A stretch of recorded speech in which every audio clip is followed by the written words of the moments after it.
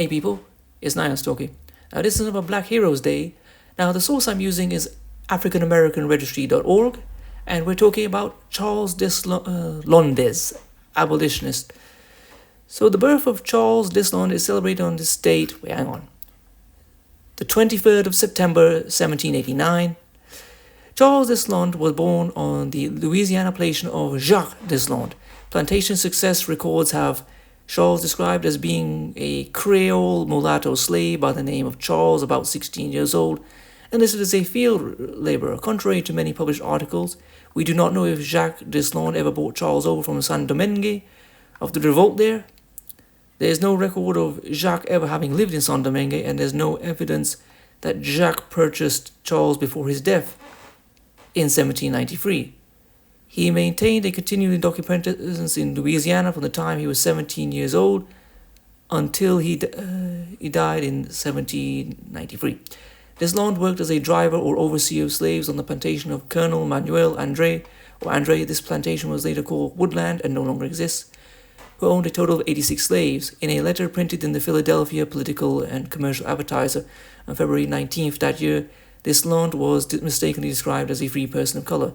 He was one of the slave leaders of the 1811 German Coast Uprising, a slave revolt that began on January 8, 1811 in the territory of Orleans. He led more than 200 rebels against the plantations along the Mississippi River towards New Orleans. White planters formed militias and ended up hunting down the rebels. The slave insurgents killed one free man of color, the commandant overseer or slave driver on the Andre plantation which started the revolt, and one white man during the retreat from the outskirts of New Orleans. The militia and the army killed 95, I'm not going to use this phrase anymore, 95 kidnapped black Africans, not slaves, including those in the battle which took place on Bernard Bernoudy's plantation, some gratuitous accidental killings of innocent trafficked Africans by the army on its march from New Orleans, and the executions that followed the tribunals after the revolt was put down. Deslondes was among the first captured by dogs after the battle. The militia did not hold him for trial or interrogation. Samuel Hambleton described Deslondes' fate. Charles Deslondes had his hands chopped off, then shot in one thigh, and then the others until they were both broken, then shot in the body, and before he had expired was put into a bundle of straw and roasted. On January 11th, 1811, his dying cry sent a message to the other escaped slaves in the marshes. And I want to just say a few things.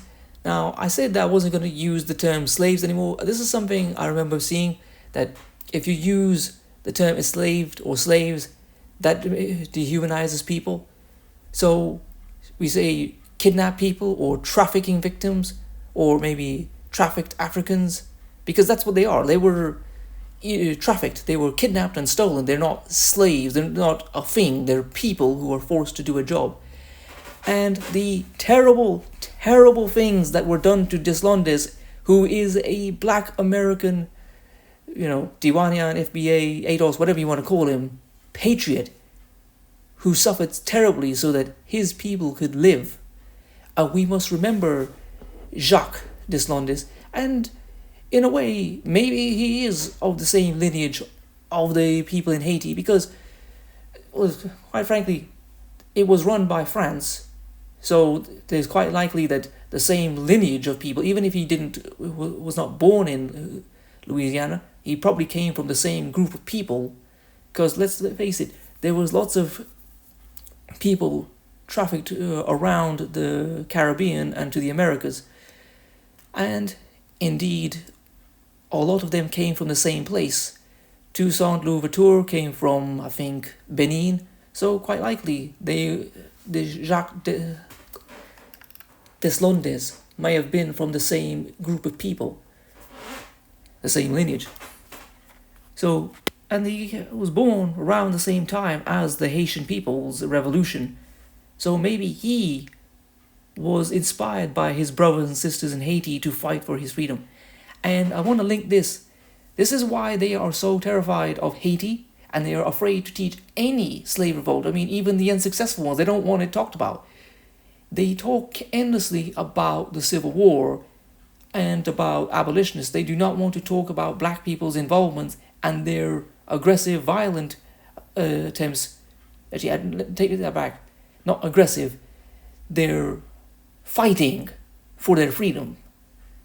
Because to do that takes away the image and the idea of passive black people who simply stood around and waited for white people to get a conscience and give them their freedom. No, black people fought and died for their freedom. All the slave abolitionist movements happened because black people kept rebelling. They kept fighting, and it convinced people that it was better to end slavery on their terms, actually end trafficking of Africans on their terms, rather than be overthrown. Anyway, I've commented quite a lot, so please comment, rate, share, and subscribe. Peace.